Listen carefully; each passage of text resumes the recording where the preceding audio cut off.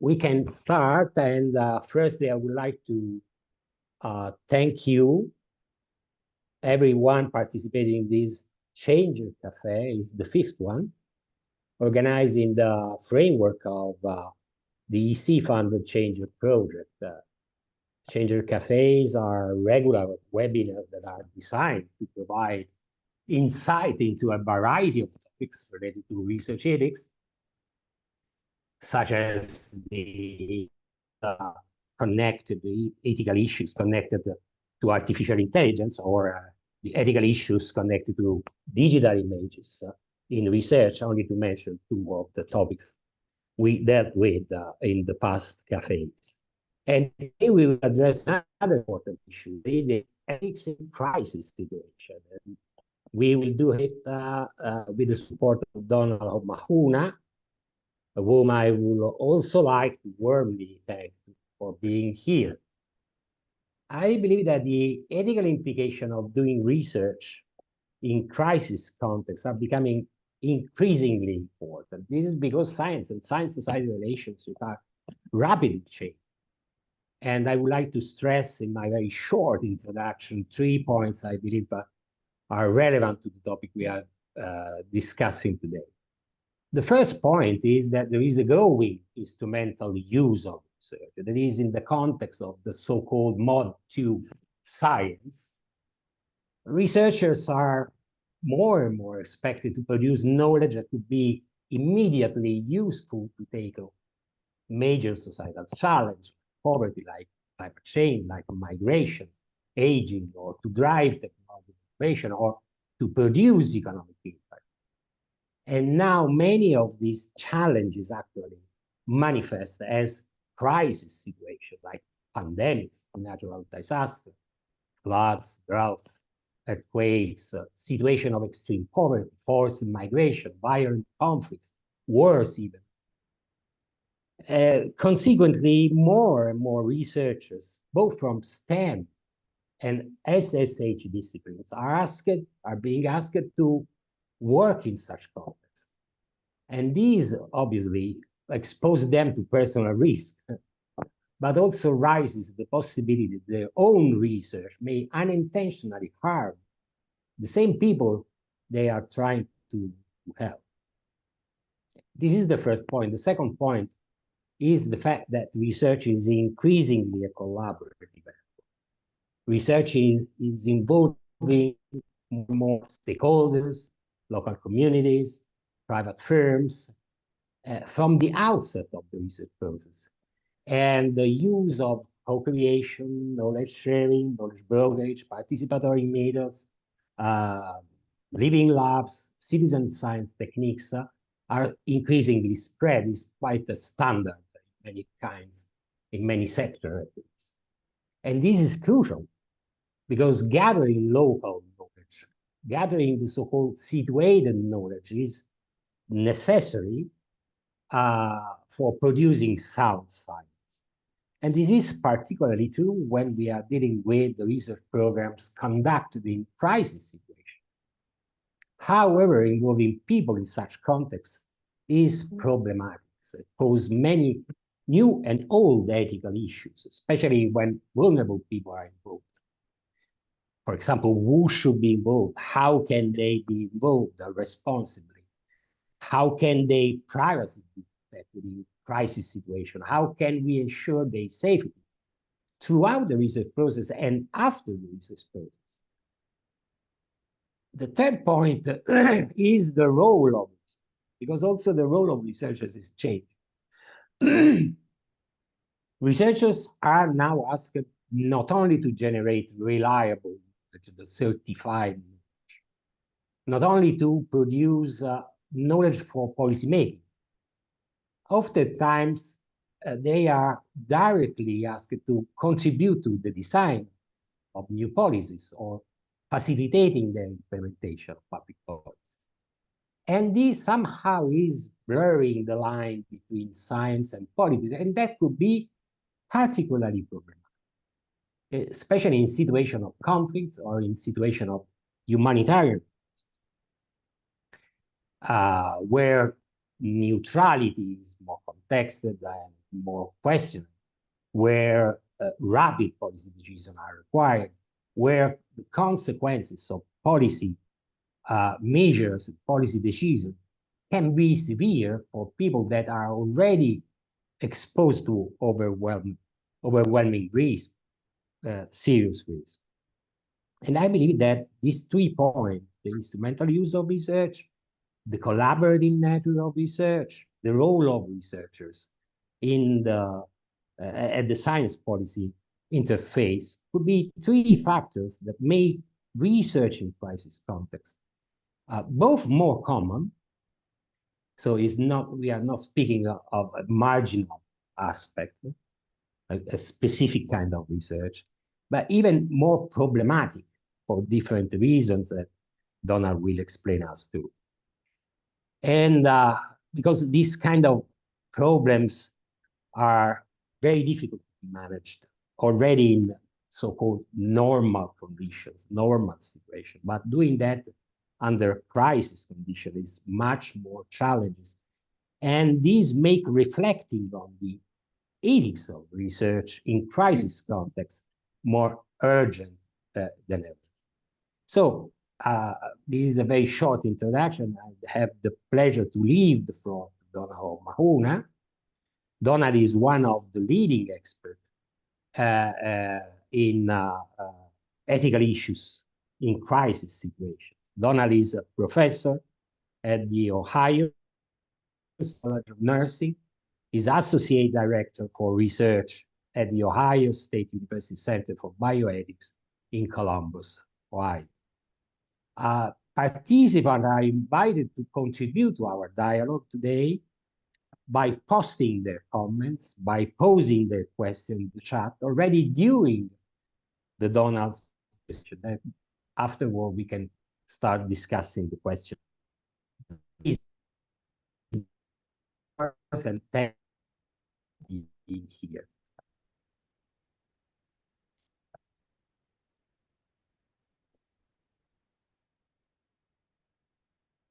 Okay. Thank you, Luciano, and for everybody at CHANGER. Your sound faded on me at the end there, Luciano. I hope I'm coming across clearly and people can see my screen. Is that correct? Yes, it is. It's perfect. Great. Thank you. And thank you very much for the chance to come and talk with you today about this important issue. And as Luciano was saying, it is a very important issue, and tragically in many ways, because of the increasing numbers of disasters that are happening around the world and the various crises that especially violent conflict is leading to. And we only need to look at the news any day and see just multiple areas where there are crises around the world. And the first question I want to look at today is, given these situations, situations like Gaza or Ukraine or many of the other parts of the world that we don't hear about in the news, the first question is, why is anybody doing research in these situations? Are there not more urgent needs to be addressed, such as just the safety of people in general, providing for general needs? Why is there research happening there at all? And I'm going to go into this in a little detail, but I think the kind of basic answer is the same as we give for why research goes on at any time, as this photograph tries to capture.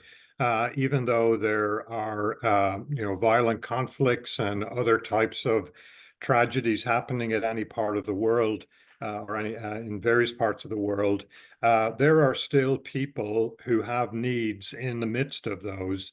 And sometimes many of those needs are different because of the crisis, because of the aftermath of an earthquake or war. And research is there to address the questions that are important in those people's minds and lives about how best do they live, how do they continue to survive in the midst of these circumstances, but also how do they meet their needs? How do those who are seeking to provide humanitarian aid or other basic services, how do they seek to meet those needs?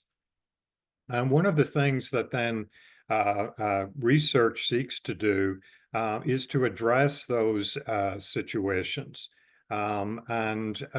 This sometimes is really important to examine in the context of the crisis, because there can be crucial differences in those settings because of the crises for example, certain types of interventions may not work in a disaster setting or in the aftermath of war, even if they have already been tested in normal circumstances.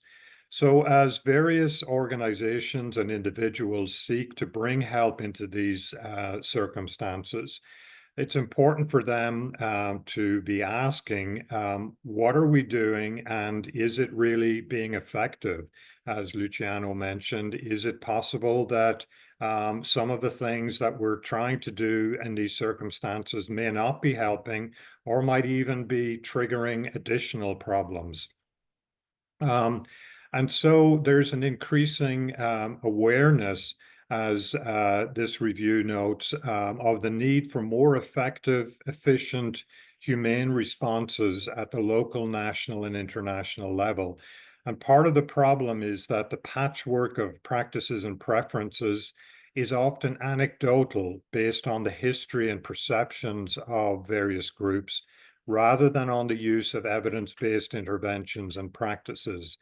And so responses to crises are going through this transition that healthcare went through decades ago. Other areas like policy are going through, in terms of looking to the importance of evidence to guide the interventions, the practices, the policies that are being carried out. That continuing to do what we've always done just because we've always done it this way is not going to work or to be acceptable any longer. And to develop this evidence, then, we need researchers who are going to construct appropriate and suitable types of research to provide the types of evidence that is needed. We see other examples of where various humanitarian organizations have realized, for example, that we don't know which interventions are most effective in reducing risk, saving lives, and rebuilding livelihoods after crises. And therefore, we need evidence, and for that, we need research to be carried out. So I would argue that there actually is an ethical imperative for research. It's not just that research during a crisis can be ethically justified. I think there's an imperative that ethics actually supports the importance of doing this research. Those in need, I think, deserve help. Those with resources should help. But we see many examples, unfortunately, of where the help really has not helped and gone further, and even has hurt. And part of this, I think, is captured in this other book's title, that good intentions are not enough. That we, see the same especially in healthcare, but many areas of practice. We see it with policy.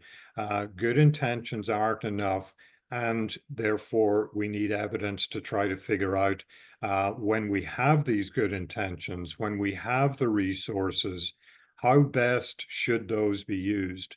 And research is a key dimension to bringing that forward. So with that, again, it doesn't just mean that we do any sort of research that people think of. It's important to collect good data and to do so in the settings where these interventions are going to be used, so that the most effective interventions for those settings will be delivered, and that in this particular case it's talking about health outcomes, but the same applies to engineering outcomes, to reconstruction outcomes, to restoring peace types of outcomes, so that we can really have that evidence to guide people going forward. On top of this, not only, I think sometimes it can be a little more clear why a humanitarian crisis or a disaster needs research, but why also then even during war should research be carried out? And I think there are a number of similar reasons. I think another role that research can play is in documenting and promoting awareness of health impacts of war and other humanitarian impacts. And so descriptive research, we sometimes hear descriptions of people saying, well, you just hear from one side as to what's actually happening or what the impacts of war are.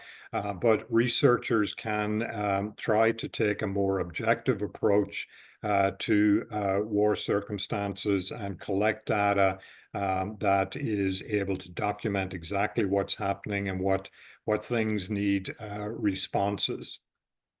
In addition, as resources are distributed then to settings within war zones, it's important to see, are these actually working? Are there ways to distribute these resources that are more effective, more safe, and benefit the populations better?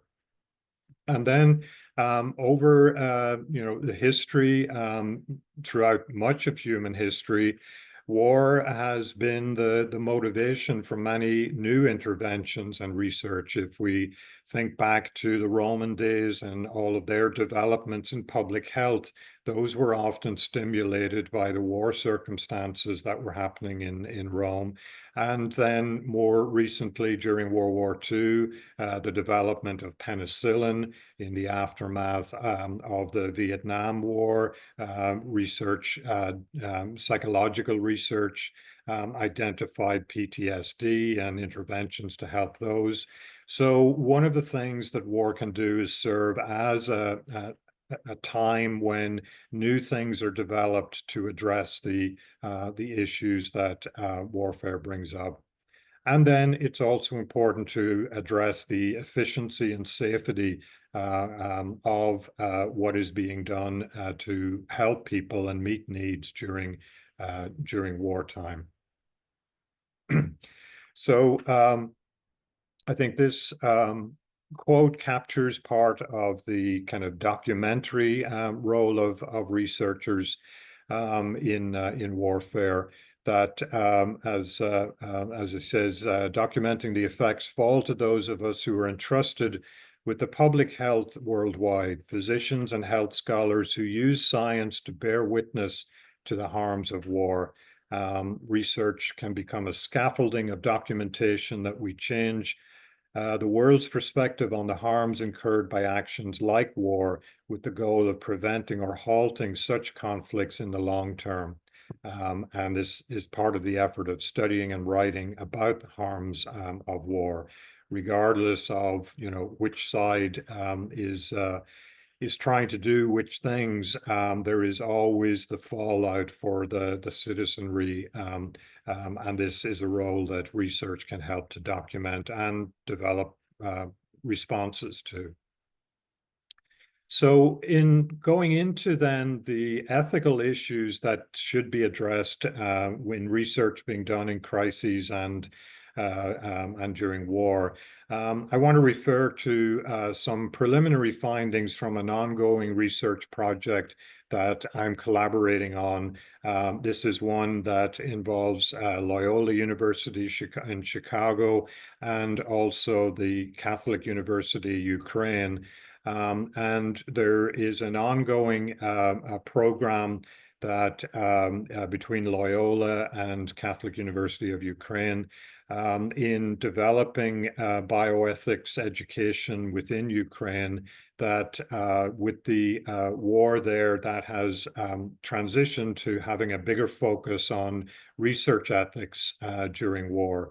And so I just want to comment on or use some of our preliminary results from this project to kind of guide our discussion through the various ethics issues. And I'm very grateful to my colleagues for all of the help that they provide in leading to these results.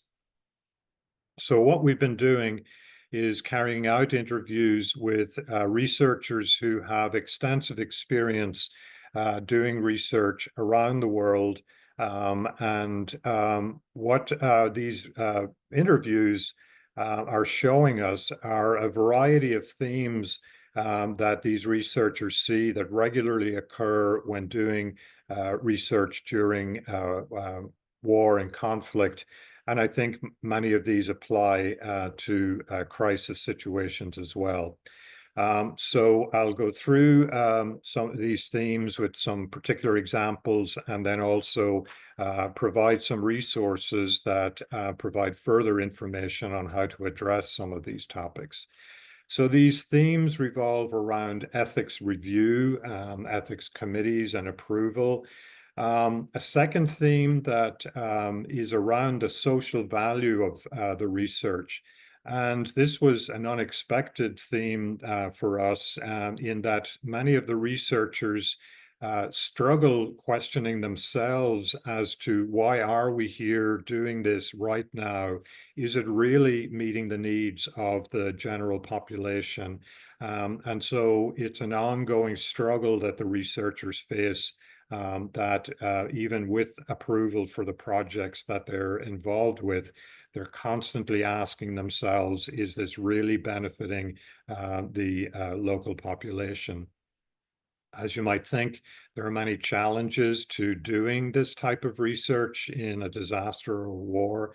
There are questions about risks to the participants of doing this research, and also risks to the researchers themselves, and then a group of other issues around reporting and concerns about how to report in ways that do not put participants at additional risk. But the first of the themes that I want to comment on are issues around ethics review. And like some of the issues in this whole area, these are not unique to research during crises, that there are challenges and concerns about the ethics review process that we have. And my own perspective on this is that ethics, research ethics, and the field of this area has really developed in an imbalanced way, where both committees and researchers often look at research as a question about getting ethics approval for projects, as opposed to taking as much emphasis on the ethics of doing this research themselves, the ethical issues that arise during the research. And we found this brought up many times, that people were working on ways to address ethics regulations, to interact with ethics committees, get ethics approval. But their big struggle was in the area of the ethical challenges that arise during the project, things that maybe were unexpected. And often they felt that they had little recourse to get help in the midst of their research.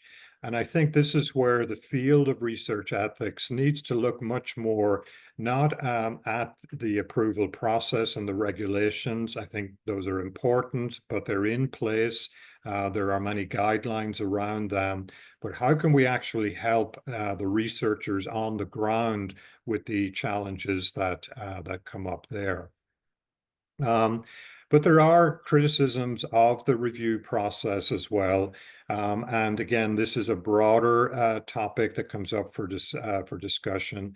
In a very helpful article on the 50th anniversary of Henry Beecher's very influential article on ethical issues in clinical research, the reviewers pointed out that today there are now more discussions about research ethics regulations, but that often researchers complain that these review boards and ethics committee have lost sight of the original purpose of protecting human subjects. And this is especially challenging during crises, where looking at just getting the approval can often become the focus, and is a challenge for ethics committees to just become familiar or more familiar with these distinct ethical issues that arise during crises. And I think we're seeing developments in this area that 10, 20 years ago, there often would have been real struggles for researchers to get approval for projects happening in crises, primarily due to a lack of familiarity on committees' parts about this area. But as more dialogue has occurred between the committees and the researchers, I think we're seeing a lot of improvements in this area. But there are also, I think, ways to go in this area too. But I think for research ethics as a whole, that again, we need to go beyond a focus on approval procedures. As this researcher says, what seems to be lacking in much of the literature, the codes, and even the training that's provided is about how to positively encourage ethical conduct. So he says, developing an understanding of what to do is always more challenging than issuing edicts about what is not right. This demands that any discussion about research ethics is located in the complex and ambiguous context in which it takes place. And this is very challenging because as the committees sit in the universities or other organizations, how can they dialogue with these complex and ambiguous contexts? And these types of situations are more commonly the standard situation that you find with research in a crisis. So how can this actually then be addressed better? I think an important development that's really helping here, especially in education around research ethics, is the revival, I think, of the idea of virtue ethics applying to research. One of the early reports into clearly unethical research ethics in the past was the Presidential Commission report into research practices in Guatemala in the 1950s. But they brought up the first time that I was aware of that part of, in a report like this, that part of the way to address the challenges of doing this type of crisis research is to focus on developing not just regulations and codes and training programs, but mechanisms to develop the virtuous researcher, where, as they say, the focus is on the internal ethical motivations of investigators, not just the rules and the regulations. The rules, the regulations, the committees, I'm not saying that those are unimportant. They play a very important role, but we need to also look at how do we develop the ethical virtues within researchers. And this, I think, is a challenge for research training in general, if it occurs in the universities or within research organizations. We're seeing some of this going forwards. The EU-funded project Trust has led to a new code of ethics for research involving collaboration between North and South. I think much of this research is crisis type research.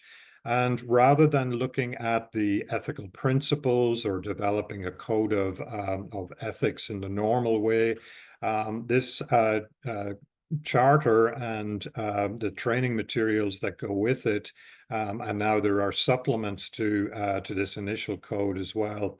They're focusing on values and character, and pointing to the importance of developing these virtues within researchers.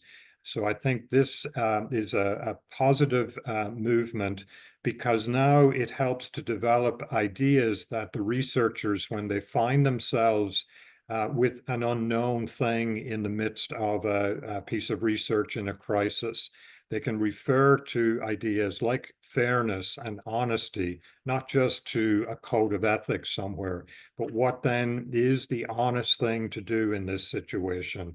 What is going to be fair as we seek to work through this dilemma? And I think that gives a much better direction in the midst of the uncertainty that these projects can find themselves facing. So this then addresses part of what we found in our interviews, the uncertainty that is often found in the field. Researchers reporting, they often ask, what should we do now? We got approval to do this thing, but we didn't expect this other thing to happen. How are we going to adapt to that? How are we going to balance the unknown things that are going to impact the participants' safety and practicality, and then also addressing the value of the research that I mentioned, that as they raise questions about, is this really benefiting the local population, that looking back at the virtues that they can have developed and value will provide concrete evidence or concrete guidelines on how to move forward. I mentioned Henry Beecher's seminal article over 50 years ago, but I think it's important to refer back to what he actually stated, because while research ethics and clinical ethics has developed in many different ways, and often emphasizes the role of informed consent, what Beecher said about informed consent is that it is very important, but that the most reliable safeguard to ethical research involving humans is the presence of an intelligent, informed, conscientious, compassionate, responsible investigator. And I think that's what we're seeing with the revitalization of the role of virtues in research ethics, that we're looking to develop researchers, especially those going into crises where they're going to find themselves sort of on their own in the midst of very challenging circumstances, that if we have developed those that are compassionate, looking to the needs of the people they're interacting with, if they're conscientious, that again, we're going to have greater reassurance that what they will decide to do in the midst of these uncertain situations is going to be better than simply if people have a code of ethics in their pocket and are just not sure how it applies. So apologies, I just see now that this is my second number 3. So the last one was number 2. And the third of the big areas that we found coming out of the report of the interviews is the whole area of risks and safety. And this applies to both the risks for participants and also those for the researchers themselves. And this is a very, I think it's a characteristic aspect of research in disasters, in humanitarian contexts, and especially during warfare.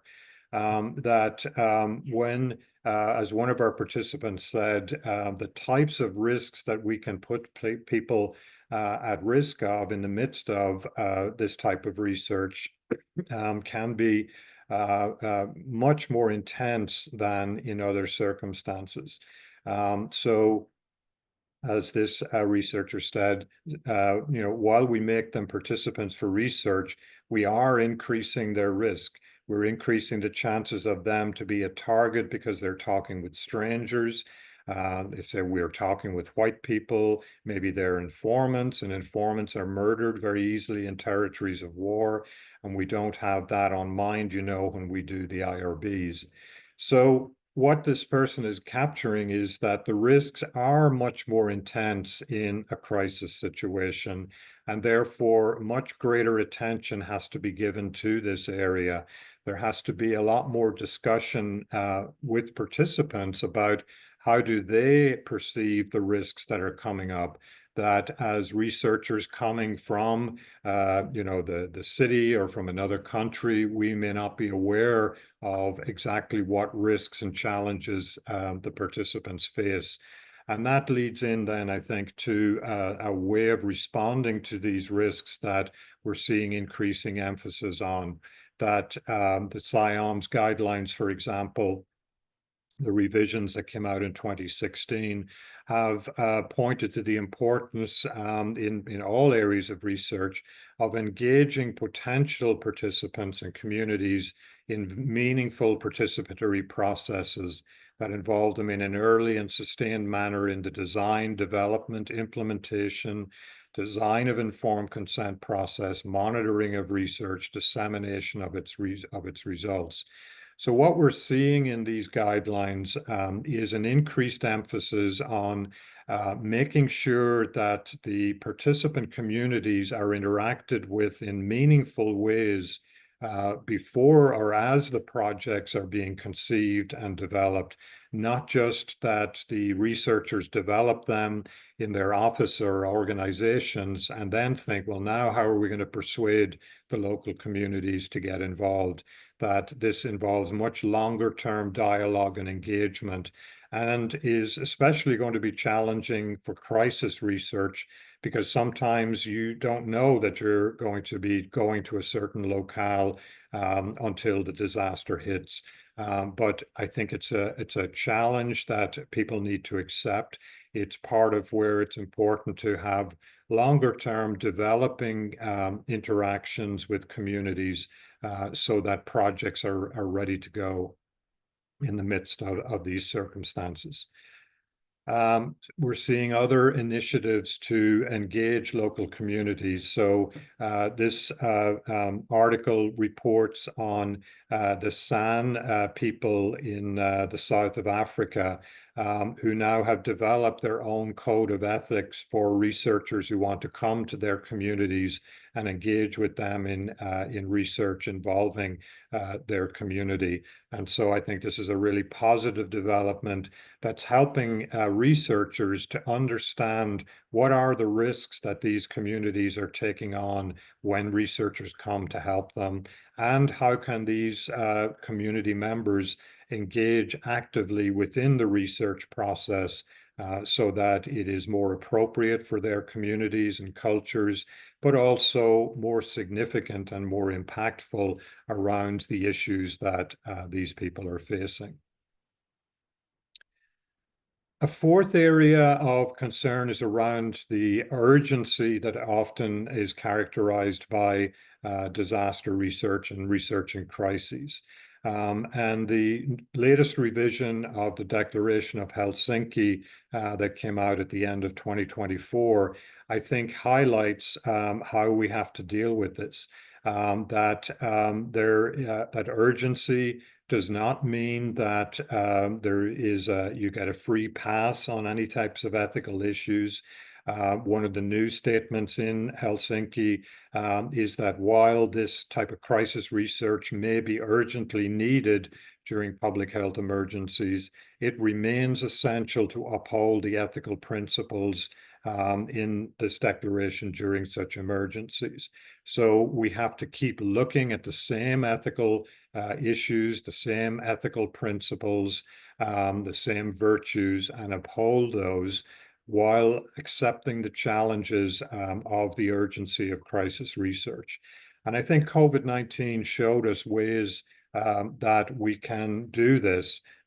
So ethics committees, I think, showed remarkable flexibility in increasing the speed with which they reviewed applications, that ways of having preliminary review of applications before the crisis were developed, so that then once the crisis hit and the details of the specific project were identified, that there already had been a preliminary review and the final review could happen much more expeditedly.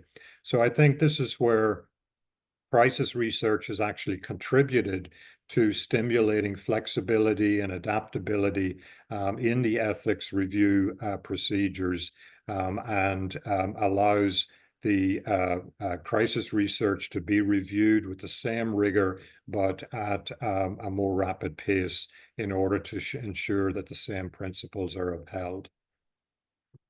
And so the final thing I just wanted to mention is, so are there circumstances then when you don't do research?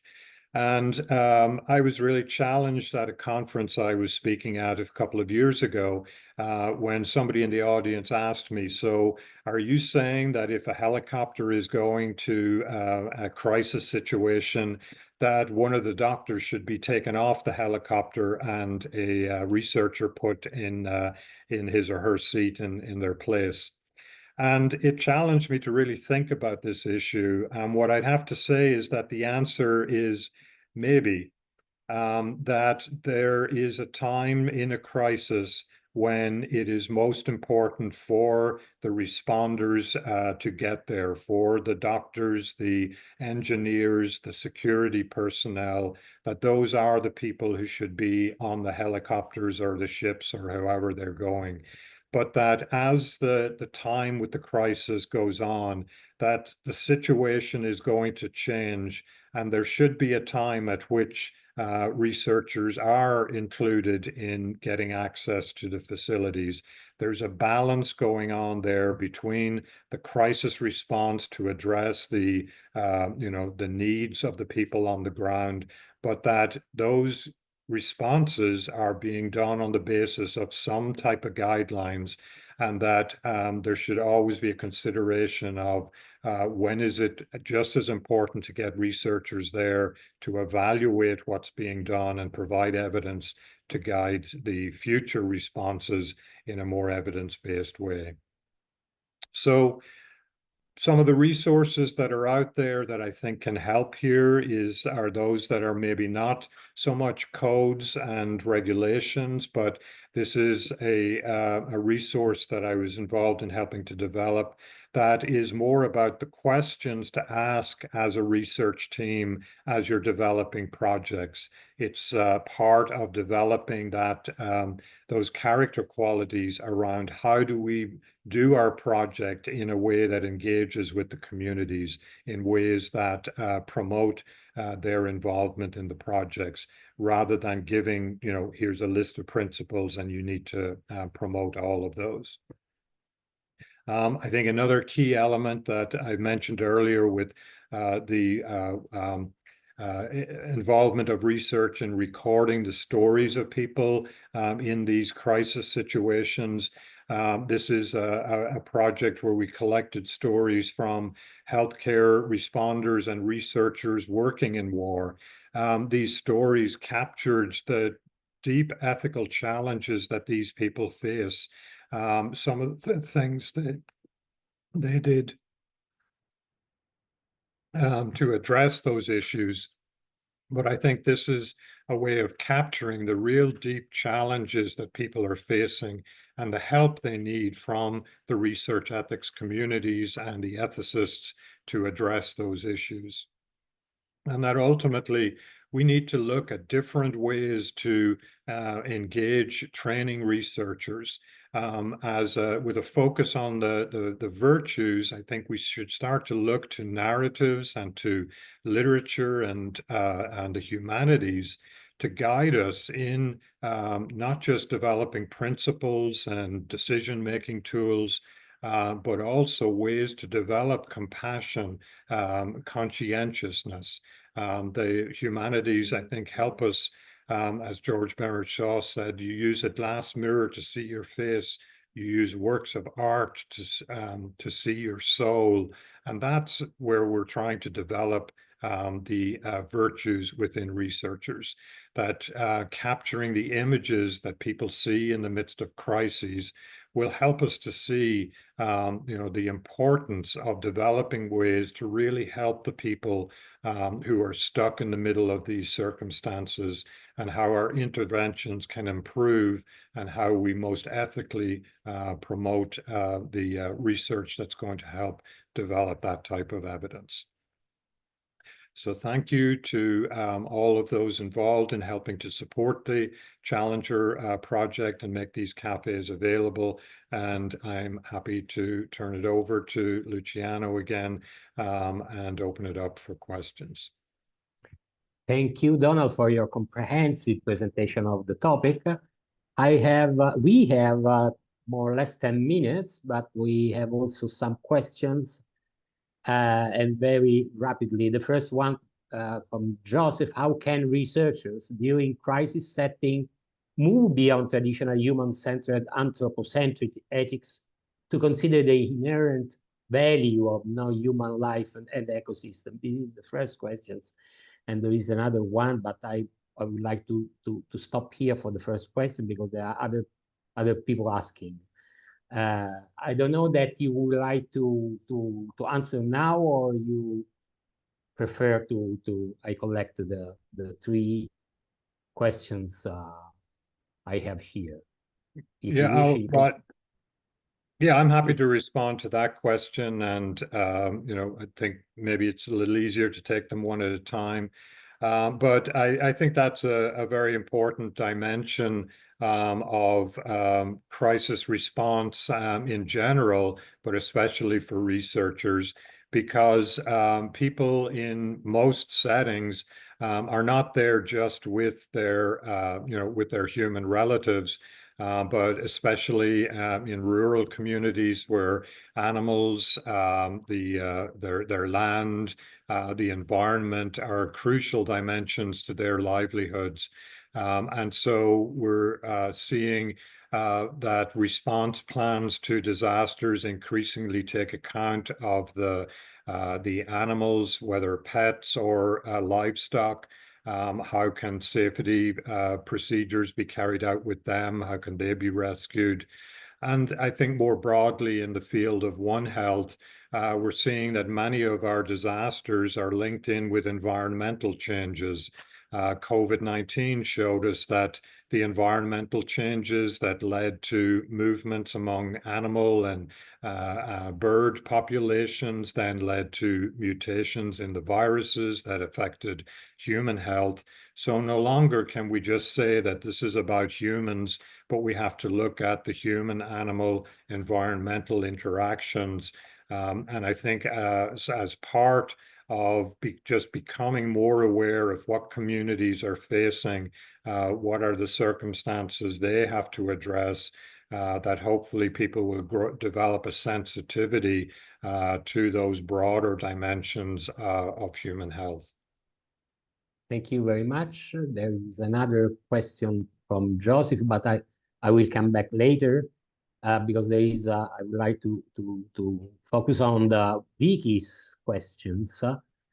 For research during the COVID-19 pandemics, ethics committees had to show flexibility and review research protocols quicker than usual, and also putting pressure on ethics committee members. However, these raised concern after the pandemic of whether this was at the expense of quality of ethics review. What is your opinion on this? Do you think that after a crisis ends, the ethics review and the procedures followed should be reassessed to learn lessons for the future? Yeah, I think that's a really good question. And I would say, basically, yes.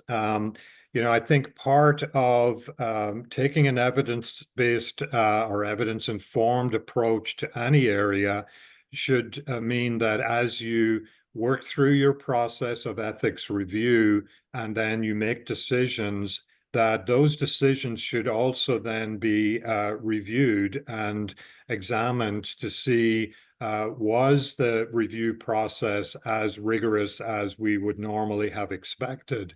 You know, it's an important element to, you know, disaster response, but also to the ethics committee's work. And I think that should apply in normal circumstances and after a crisis. So our ethics committees reviewing their procedures at all stages. And I think it has been a good experience in terms of seeing that there can be flexibility introduced. For example, you know, the ethics committees that maybe only met once every 2 months or so saw that there was a need to meet once a week or even more frequently. I know some ethics committees were meeting almost daily to be able to help review with the same rigor. But I agree, it has to be reviewed. And at the same time, I think it also highlights that you know, many ethics committees work on a voluntary basis. But if we're expecting people to put the amount of time and rigor into reviewing these procedures, maybe we need to look at ways to give people the ability to have more time to do the level of review that's required. You know, and I think that's an area that really needs careful examination and requires the organizations, academic and research organizations, to think about what level of resources are we putting into ethics review and ethics committees, and do we need to do more to ensure that the rigor is there? Thank you. Now I came back, since we have 5 minutes still. How can, the second question from Joseph, how can IRBS balance urgency in research ethics during ethics review on One Health research during crisis situation? How can they ensure effective oversight to promote human, animal, and environmental health during crisis setting? Probably already touched this point in the first reply, but I don't know that if you like to add some points on this specific issue. Yeah, I think, you know, one thing I haven't mentioned would be the expertise on the committee, so that if a committee is regularly reviewing crisis research, then I think it would be wise for them to have a crisis researcher on their committee. And likewise with committees that are reviewing One Health research, that having people that understand animal related research, environment related research, and human research would be very important. And each committee is going to have to look at their resources. If those types of protocols just come through once in a while, maybe they engage an expert for that specific protocol. But if they're regular protocols they're receiving, then I think they would need to have ongoing engagement of members with those backgrounds. And at the same time as well, providing training that for all of their committee members on the details of, say, One Health research or crisis research, but also, you know, looking at the specific ethical issues that would have to be balanced in those types of protocols. Okay, thank you very much. I believe that we can, I don't see any other question. I would like to thank you again, everybody, for participating, attending this very interesting and very useful for us presentation by Dónal, also because your presentation resonates with many issues we are dealing with as CHANGER project. For example, the need to go beyond the approval process and increasing the role of researchers and researchers' ethical competencies, or the need to find out new forms of approach in ethical issues concerning the increasing involvement of stakeholders. So Thank you very much for your presentation, and thank you everybody to participate in these meetings. Thank you again, and hope to see you again in the framework of other initiatives of the CHANGER project. Thank you very much.